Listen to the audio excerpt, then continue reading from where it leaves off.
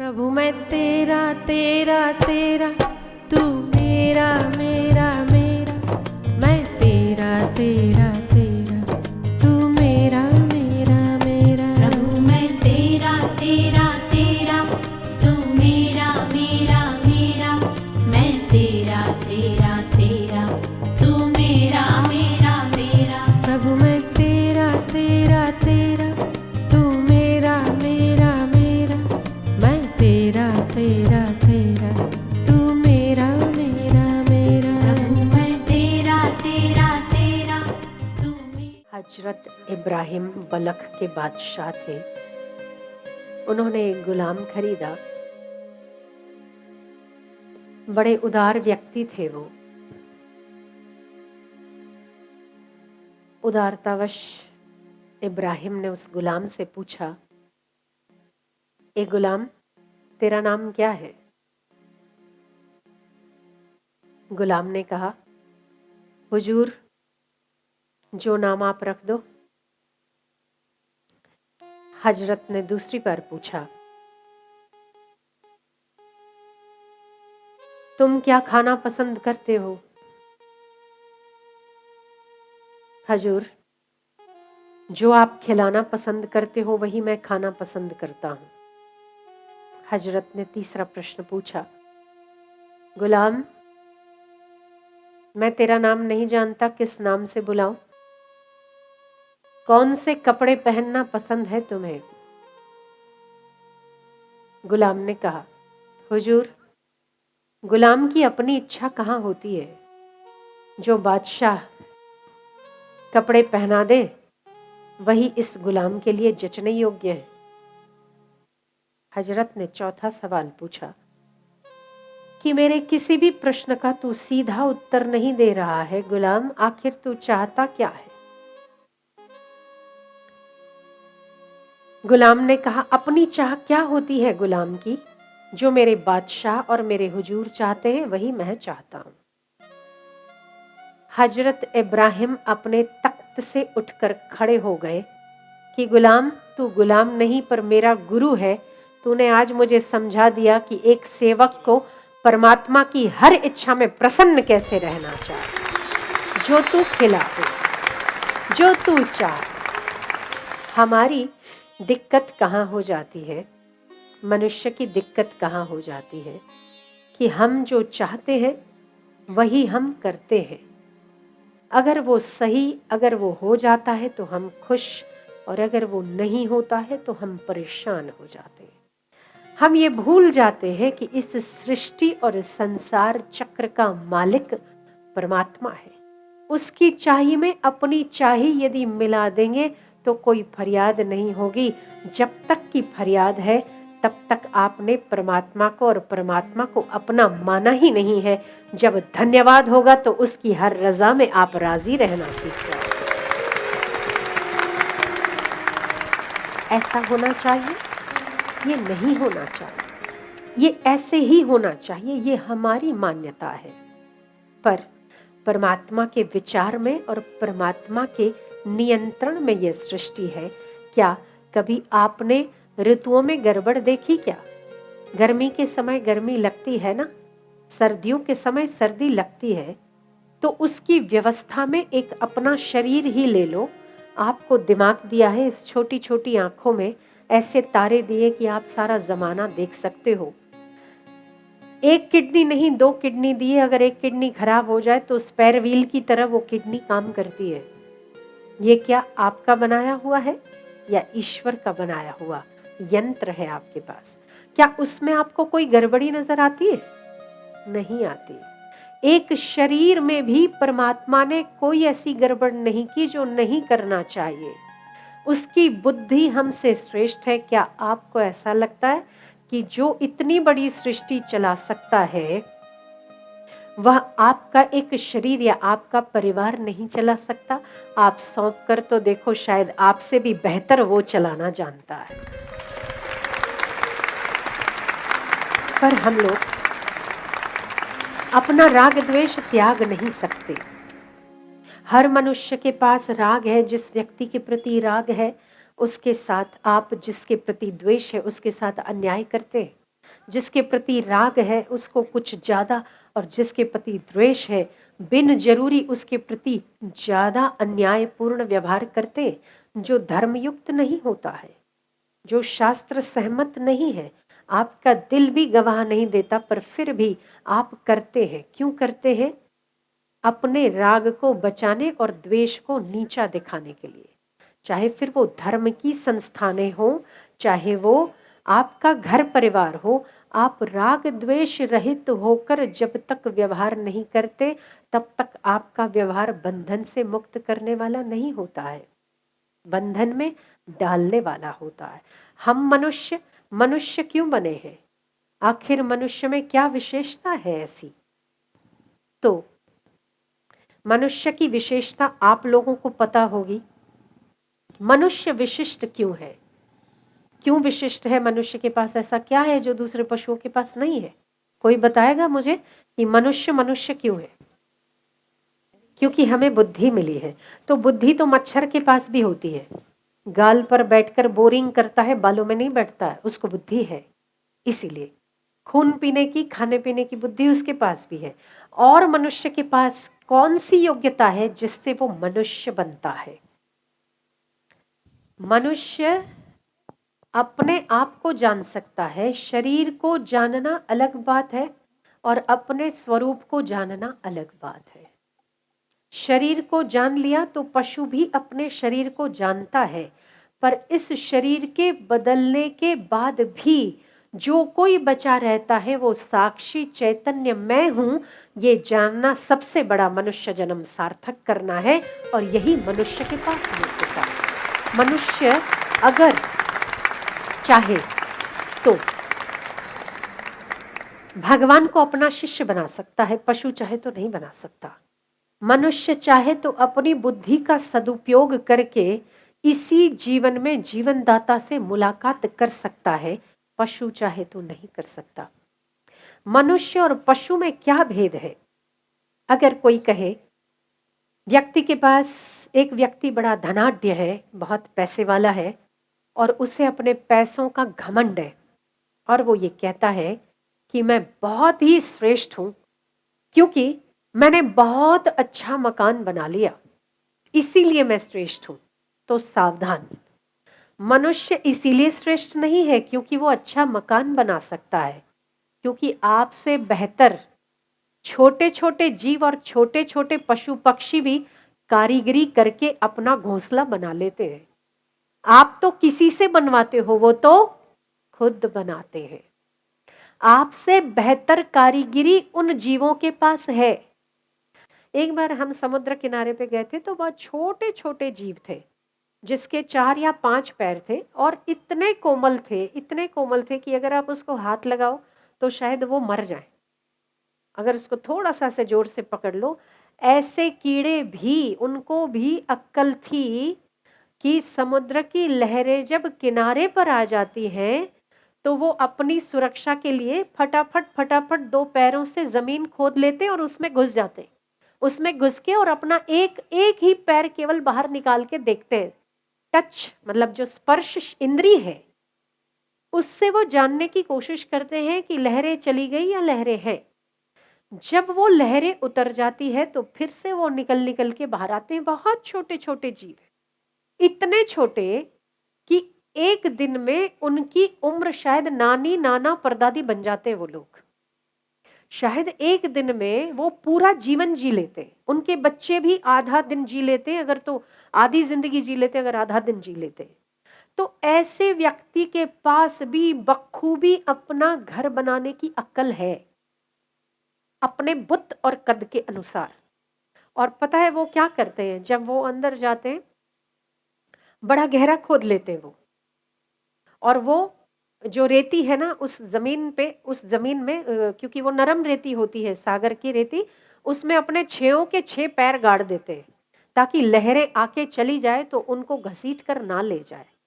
और बाहर आप देखो कि उस का जो घर होता है उसके बाहर ऐसे अच्छे से डिजाइन बनाई हुई होती है, ऐसे एक लकीरें लकीरें बनाई हुई होती है। अगर आप कोई और छोटे पक्षी को देखो जिसकी चोंचें लंबी होती है, घोंसले से उस तिनके से तिनका मिला के इतना सुंदर घर बनाते हैं कि आपको देखकर हैरानी हो कि ये कला परमात्मा ने कितनी सुंदर दी है इनको। तो यदि मनुष्य अपने घर को लेकर अभिमानी हो रहा है तो उसका ये अभिमान करना व्यर्थ है, क्योंकि 6 फुटिया इंसान अगर अच्छा मकान बना सकता है, शर्म की बात है कि आधे इंच की चिड़िया उससे बेहतर घर बनाती है। कोई बड़ी बात नहीं है, कोई खास बात नहीं है। अगर तो आपको अपने बल पर घमंड है कि हम मनुष्य हैं, क्योंकि हम बहुत ताकतवर हैं, आ जाओ मेरे सामने कोई टिक तो पाए, एक ठूसा लगाएंगे गिर जाएंगे। अगर आपको अपनी पहलवानी पर घमंड है तो सावधान, शर्म की बात है कि भैंसे आपसे ज्यादा बलवान होते हैं, हाथी उससे भी बलवान होते हैं। एक सूंड में पकड़कर अगर कुचल डाले तो हाथी के पास आपसे ज्यादा ताकत है। एक बड़ा भैंसा, उसके पास आपसे अधिक बल है। इसीलिए वो अभिमान करना भी यहां मनुष्य का व्यर्थ होता है। यदि आप सुंदरता की बात करते हैं कि आप सुंदर हैं इसीलिए आपको घमंड है या मनुष्य होने का अभिमान है, तो सावधान, ये आपका अभिमान करना व्यर्थ है, क्योंकि पशु पक्षी कई आपसे ज्यादा सुंदर है। इसी सुंदरता के पीछे हजारों नहीं करोड़ों दुनिया के लोग तोतों को पकड़कर राम राम राम राम राम राम बुलवाते हैं। क्यों? क्योंकि वो ज्यादा सुंदर है। शायद आपकी सुंदरता 10 लोगों को पसंद आएगी, पर प्रकृति की सुंदरता कईयों को लुभा देती है। तो छोटे छोटे पक्षी भी आपसे कई ज्यादा सुंदर हैं, तो सुंदरता का अभिमान भी व्यर्थ है वहां पर। यदि आप ये कहते हैं कि मैं इसीलिए ज्यादा मनुष्य होने का मुझे घमंड है क्योंकि मैं जो चाहता हूं वो भोग प्राप्त कर सकता हूं, मैं जो चाहता हूं वैसे भोगों का उपभोग कर सकता हूं, तो सावधान हो जाइए, क्योंकि केवल मनुष्य उपभोग नहीं करता। छोटे से कीड़े से लेकर महान से महान राक्षस तक हर व्यक्ति को भोग की उपलब्धि है।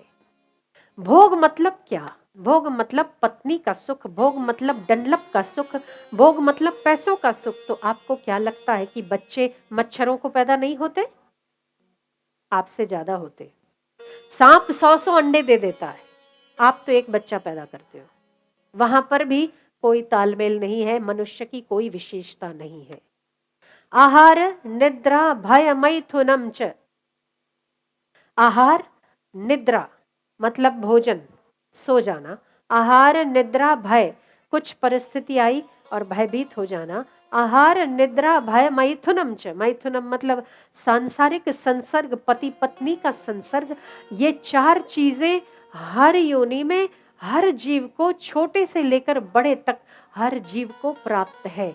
कोई विशेषता नहीं है। अगर मनुष्य को डनलप की गद्दी मिल गई तो आप देखो कई ऐसे जीव भी हैं जो अपना घर बनाते हैं ना, वो डनलप की गद्दी से भी ज्यादा नरम होता है अपने बच्चों के लिए।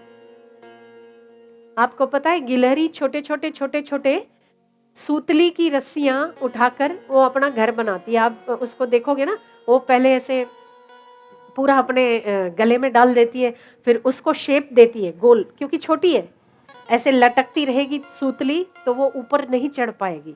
इसीलिए उसे पता है, वो पूरा अपने गोल भर देती है मुंह में, उसको फिर शेप दे देती है, कहीं से भी एक भी उसका सिरा खुला नहीं रहना चाहिए।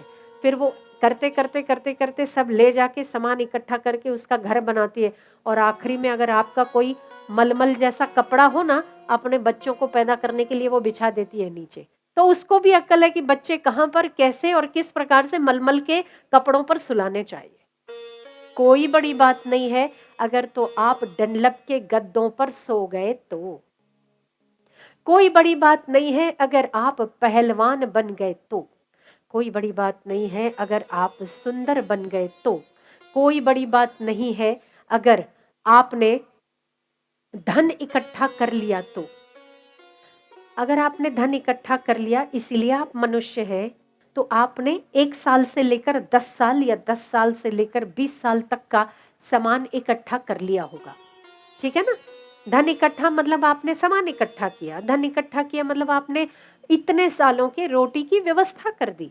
क्या आपको पता है कि इतनी छोटी सी चींटी के अगर घर में आप झांक कर देखो तो किलो नहीं, क्विंटल के क्विंटल गेहूं और चावल के आपको गोदाम भरे हुए मिलेंगे। ऐसा एक बार कोई आर्टिकल भी आया था कि चींटियों के घरों से कई क्विंटल चावल के दाने निकले, वो उठा उठा कर लेके अपने घर में डाल देती है। आपको तो पता भी नहीं रहता। कुत्ते भी अगर 4 रोटी एक्स्ट्रा देखेंगे ना, उठाकर जमीन खोदेंगे और उसमें गाड़ देंगे। उनकी उम्र 15 साल है तो वो 4 रोटी या 15 रोटी छुपा सकते हैं। आपकी उम्र 60 साल है तो आप 50,000 रोटी छुपा सकते हैं। पर रोटी छुपाना और रोटी का बढ़ावा देना या पैसा एकत्रित करना मनुष्यता नहीं है। मनुष्यता किसे कहते हैं? पशु और मनुष्य में भेद क्या है? मनुष्यता किस में है? मनुष्य सत्य असत्य का विवेक कर सके। मैं जो भोग संग्रह कर रहा हूं वो भोग कितने वर्ष मेरे साथ चलेंगे और मैं ये जो सामान एकत्रित कर रहा हूं वो क्या मेरे साथ जाएगा? ये विवेक होना मनुष्यता है। इन भोगों के संग्रह और उपभोग के बाद क्या मैं संतुष्ट हो पाता हूं? ये विचार मनुष्यता है। जब आप अमेरिका चले जाते हैं ना तो आपको रुपए काम नहीं लगते, आपको उसे कन्वर्ट करना पड़ता है किसमें? डॉलर्स में। अगर आप मलेशिया चले जाते हैं तो आपको रुपयों का कन्वर्जन करना पड़ता है रिंगिट्स में। अगर आप दुबई चले जाते हैं तो वहां क्या चलता है? दिराम चलता है। अगर आप लंदन चले जाते हैं तो वहां क्या चलता है? पता है आपको?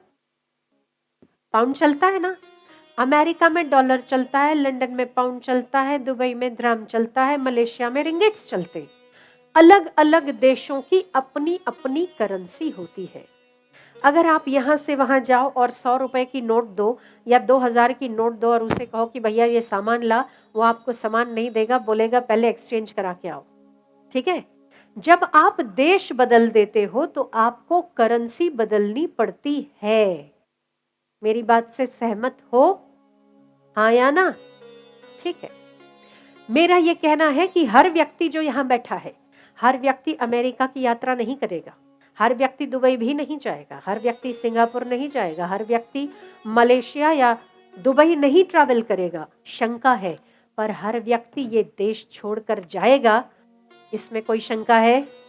नहीं है। हर व्यक्ति जो जन्मा है उसे जाना है।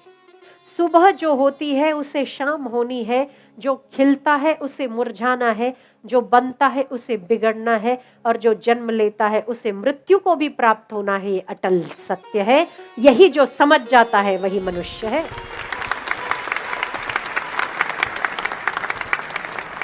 करेंसी बदलती है यदि आप देश बदलते हो, वो करेंसी नहीं चलती।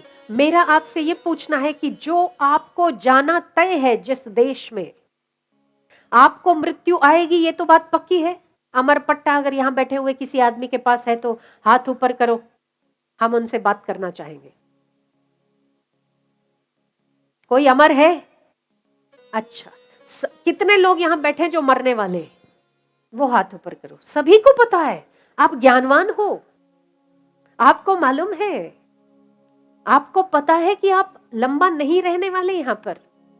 फिर भी आश्चर्य देखो कितनी बड़ी बात है कि ये देश जहां पर पुत्र, परिवार, धन, आहार, निद्रा, भय और मैथुन, ये वो देश है, ये वो करेंसी है जहां पर आहार चलता है, भोजन, जहां पर निद्रा चलती है, नींद, जहां पर भयभीत होते हैं और निर्भीक होते हैं। परिस्थिति के अनुसार हम भयभीत और निर्भीक होते हैं। यहां पर वो चलता है, सोफा सेट, बहुत बड़ा बंगला, मखमल की गद्दी, डनलप का गद्दा, फ्रंटी गाड़ी से लेकर मर्सिडीज तक वो यहाँ चलती है। जब आप जाओगे तो उस देश में ये करेंसी काम नहीं लगेगी। वहाँ जो करेंसी काम लगेगी उसका नाम साधना है, उसका नाम सत्संग है, उसका नाम सेवा है, उसका नाम सिमरन है। उस करेंसी को एकत्रित करने का यत्न करना ही मनुष्यता है। बाकी तो आहार निद्रा भयमैथुनम च, हर व्यक्ति को प्राप्त है। तो अगर आपने अपना जीवन इतना संकीर्ण बना दिया है कि मैं मनुष्य हूं क्योंकि मैं सुंदर हूं, मैं पहलवान हूं इसीलिए मैं सुंदर हूं, इसीलिए मैं मनुष्य हूं, मैं सबसे बड़ा हूं, सत्तावान हूं इसीलिए मैं मनुष्य हूं, तो ये सारे घमंड और अभिमान व्यर्थ है। यदि आपके चित्त में परमात्मा के लिए श्रद्धा है तो आप मनुष्य हैं। यदि आपके चित्त में परिस्थितियों के आने के बाद भी समता है तो आप मनुष्य हैं। अगर आपने इन सारी असारता में उस सार परमात्मा को जान लिया तो आप मनुष्य हैं। राग द्वेष से रहित होना, तटस्थता का व्यवहार करना मनुष्यता है। विवेक का आदर करना मनुष्यता है। जो भोग मैं उपलब्ध कर रहा हूं या जिन भोगों की मुझे प्राप्ति हो रही है, क्या वो सब मेरे साथ जाएंगी? यदि नहीं जाएंगी तो जहां जिस देश में आपको जाना है वहां की करेंसी आपको एकत्रित करनी पड़ेगी। कब से? मरने के समय नहीं, आज से, अभी से, इसी वक्त से। क्योंकि वहां आपकी मर्सिडीज नहीं जाती, नो एंट्री है। वहां आपके परिवार के लोग नहीं जाते हैं, नो एंट्री है। आपका कितना अच्छा मकान हो वो भी आपके साथ नहीं जाता है। जो कुछ भी जाता है उस देश में चलता है। यदि आपने गुरुजनों की सेवा कर ली तो आपका खाता भारी हो जाता है। यदि आपने परमात्मा का नाम लिया आपका खाता भारी हो जाता है। यदि आपने सत्संग में कदम कदम चल कर गए और आपने नियम में अपने निष्ठा रख ली, आपका पलड़ा भारी हो जाता है। उस देश में वो करेंसी चलती है। पर आश्चर्य देखो, एक व्यक्ति, हर व्यक्ति बैठा हुआ 200 में से 200 ही व्यक्ति अमेरिका नहीं जा सकते। हजारों बैठे, उन हजारों में हजारों व्यक्ति अमेरिका नहीं जाएंगे। पर फिर भी जाने की जिसको तलब है वो व्यक्ति वहां के हर रूल्स रेगुलेशन से अवगत होना चाहता है। पर ये देश छोड़कर हमें हर व्यक्ति को जाना, ये सब जानते, फिर भी उस देश की करेंसी एकत्रित करने में हम लोग सबसे ज्यादा आलस्य करते। यही पशुता है। अगर इस पशुता को छोड़ दो उसी समय आप मनुष्य हो। विवेक, विचार, यही विवेक है, यही विचार है। मखमल के गद्दे केवल आपको उपलब्ध नहीं है, आपसे ज्यादा मखमल के गद्दों पर पशु पक्षी सोते हैं, जीव जंतु सोते हैं। अगर आप ये कहते हो कि मैंने बहुत अच्छे कपड़े पहने हैं इसीलिए मैं इंसान हूं और बाकी सब, आपको पता है आप जिन रेशमी वस्त्रों को पहनते हो वो रेशम कहां से बनता है? वो भी एक छोटा सा कीड़ा बनाता है। जिस रेशम को आप पहनते हो वो भी रेशम का कीड़ा ही आपका रेशम बनाता है। कोई बड़ी बात नहीं है अगर आपने रेशम पहन लिया।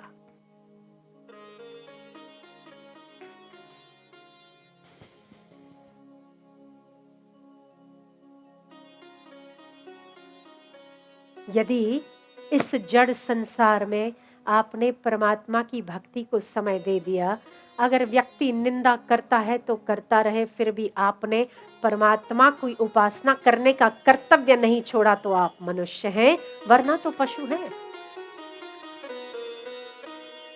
निंदा किसकी नहीं होती? अगर आप तो ऐसे तैयार हो जाते हो जैसे कि अगर मंदिर में हनुमान जी के पास 21 लड्डू चढ़ाते हो, अगर तो मैं परीक्षा में पास हो गया ना तो ही मैं माला करूंगा या तो ही मैं मंदिर में आऊंगा, नहीं तो भगवान को जरूरत थोड़ी ना है आपकी। शर्त लगाते हो आप परमात्मा से, बड़े शयाने हो ना, भगवान से शर्त लगाते हो। कुछ लोग कहते हैं हम तो दर्शन करने तभी आएंगे जब हमारा विवाह हो जाएगा। तो तू सारा जिंदगी कमारा रहे, हमको चाहिए क्या तुम्हारा विवाह हो? अच्छा है नहीं हो रहा है, घर की झंझट गई, अच्छा है भजन करोगे अकेले रहोगे। ऐसे ही कुटुंब में कौन सा भला पड़ा है? अगर एक पूंछ लग जाती है तो उसकी टेंशन और चली जाती है। अकेले हो तो आदमी कहीं भी चला जाए, दुकेले हो तो चल भाई चल भाई चल भाई। भजन में भी अवरोध है, सुख में भी अवरोध है, क्योंकि तब आपका सुख दूसरों पर निर्भर करता है, स्वयं पर निर्भर नहीं करता। रिमोट कंट्रोल हो जाते हैं आप। रिमोट चालू करो आप सुखी, रिमोट बंद करो आप दुखी, तो अच्छा है। तो अगर मुझे बच्चा नहीं हुआ ना तो मैं कभी मंदिर नहीं जाऊंगा। तो मतई हो, और वो भी हनुमान जी से मांगता है, ब्रह्मचारी से। सीताराम से मांगता तो भी बात थी। हनुमान जी बेचारे ब्रह्मचारी। एक बार हनुमान जी के मंदिर में कोई गया, मेरा विवाह करा दो। मेरी ना कितने वर्षों से 28 साल का हो गया, मैं 29 साल लगने वाला है मेरा, और लोग मुझे कहते हैं कि देखो ये इसमें कोई तो कमी होगी जो इसकी शादी नहीं हो रही। हनुमान जी मैं ना अभी 21 लड्डू ले आया हूँ, जब अगली बार विवाह करके आऊंगा तो मैं 51 लड्डू ले आऊंगा। हनुमान जी की मूर्ति से एक हाथ निकला और फटाक करके चमाट लगा दी उसने, चांटा लगा दिया जोर से। उसने कहा मैंने क्या गलती कर दी? बोले बेवकूफ कहीं के, मैंने शादी नहीं करी और तेरा विवाह करा दूंगा मैं। बोले फिर मैं क्या करूं, आप तो भगवान हो। बोले सीताराम के पास जा। वो सीताराम के मंदिर में जाता है, वहां भी जाके 11 लड्डू चढ़ाता है। मैं जब अगली बार आऊंगा, लालच देते ना हम भगवान को, तो जैसे 21 लड्डू देखे ही नहीं उसने। छोटा सा बॉक्स क्या ले जाते हैं, 250 ग्राम का। अगली बार में ना 51 लड्डू चढ़ाऊंगा। मत ही चढ़ा, सारी दुनिया उसकी है। हाथ जोड़कर खड़ा रहा, बोले मेरा शादी हो जाए बस, मैं अगली बार 51 लड्डू चढ़ाऊंगा। सीताराम की मूर्ति से भी एक बड़ा सा हाथ निकलता है और जोर से खटाक।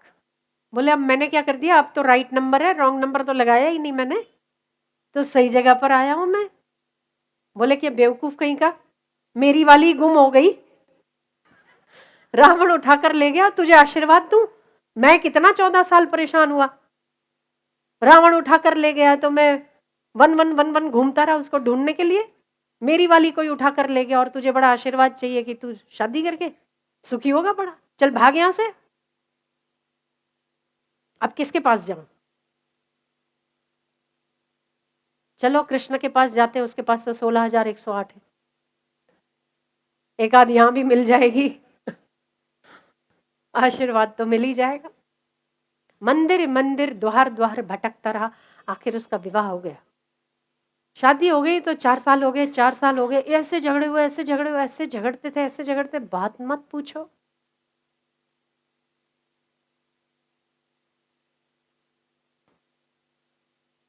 उसी 4 साल के बाद वो हनुमान जी के मंदिर में गया। अब तो मैं सही जगह पर आया हूं, अब मेरा तलाक करा दो तो मैं 21 लड्डू चढ़ाऊंगा।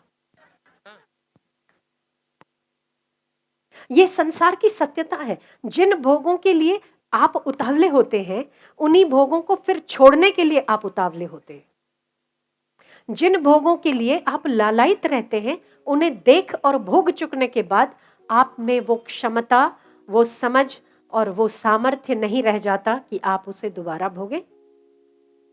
कुछ क्षण, कुछ पल या कुछ घंटे या कुछ महीने वो क्रेज रहता है आपको। आपको कुछ महीने चले जाएं, वही हलक में अटकने वाला दुविधा लगने लगती है। मेरे से कितने लोग सहमत हो इस बात से? सभी सभी। जब आपका विवाह नहीं हुआ था, उस समय आपको जो गुलाबी नगरी और चंद्रमा चमकता हुआ सामने वाले के चेहरे में दिखता था, अब काला कलूटा ही दिखता होगा, चंद्रमा नहीं नजर आता होगा।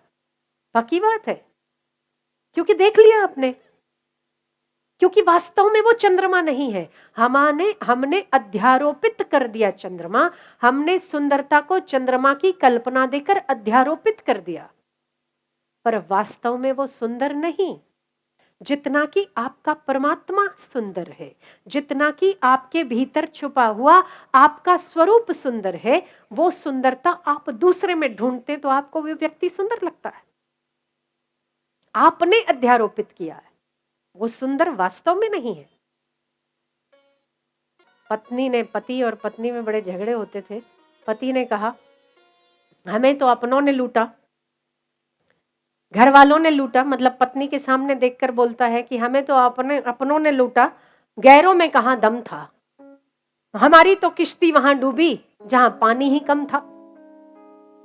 पत्नी कहती है तुम तो थे ही गधे, तुम्हारे दिमाग में कहां दम था, कश्ती लेकर वहां गई क्यों जहां पानी कम था।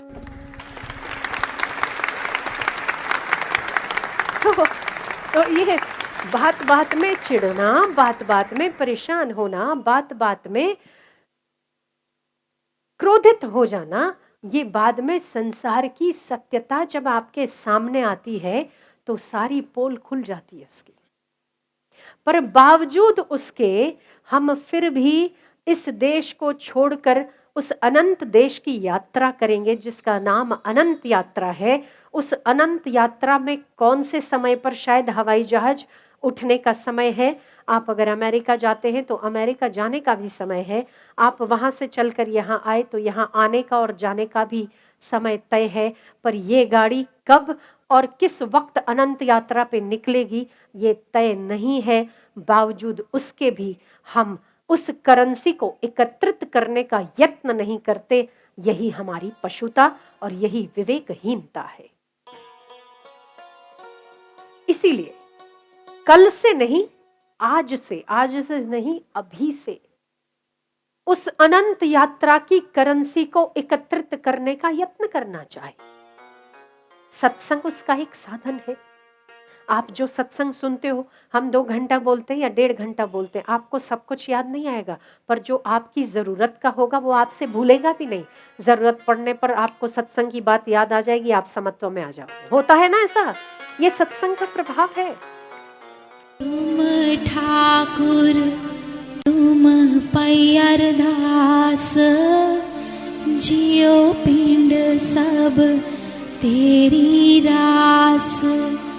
तुम मात पिता हम बालक तेरे, तुम्हारी कृपा में सुख घनेरे।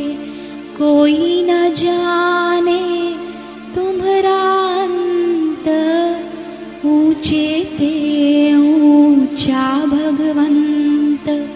सगल समग्री तुम्हारी सूत्रधारी, तुम पे होवे सो आज्ञाकारी। तुम्हारी गत मित तुम ही जानी, नानक दास सदा कुर्बानी। प्रभु जी गत मित तुम ही जानी, नानक दास सदा कुर्बानी।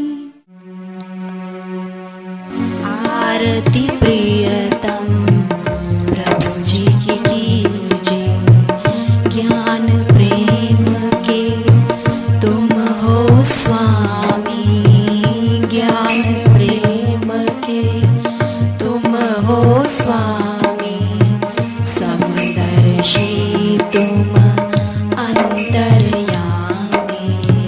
समदर्शी तुम अंतर्यामी, निर्खत नयन सफल कर लीजिए। निर्खत नयन सफल कर लीजिए। आरती प्रियतम प्रभु जी की कीजिए। आरती प्रियतम प्रभु जी की कीजिए। अति उत्तम वाणी की शोभा, अति उत्तम वाणी की शोभा। अति उत्तम वाणी की शोभा, जाको सुनत सबका मन लोभा। जाको सुनत सबका मन लोभा। विमल मति भव दुख सब छीने। विमल मति भव दुख सब छीने। आरती प्रियतम प्रभु जी की कीजिए। आरती प्रियतम प्रभु जी की कीजिए।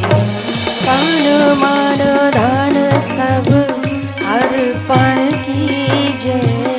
तन मन धन सब अर्पण कीजिए। तन मन धन सब अर्पण कीजिए। तन मन धन सब अर्पण कीजिए। आरती प्रियतम प्रभु जी की कीजिए। आरती प्रियतम प्रभु जी की कीजिए।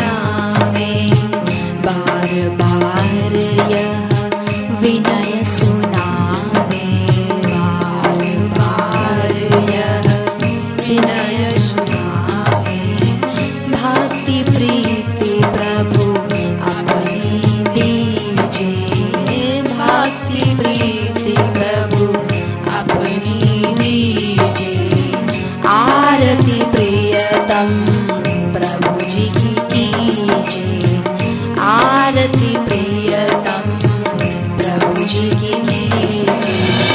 चरणामृत भर भर पी लीजिए, चरणामृत भर भर पी लीजिए।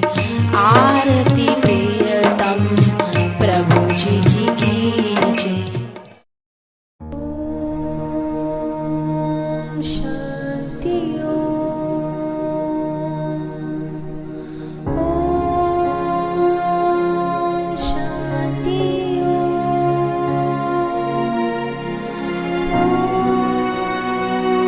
ओम शांति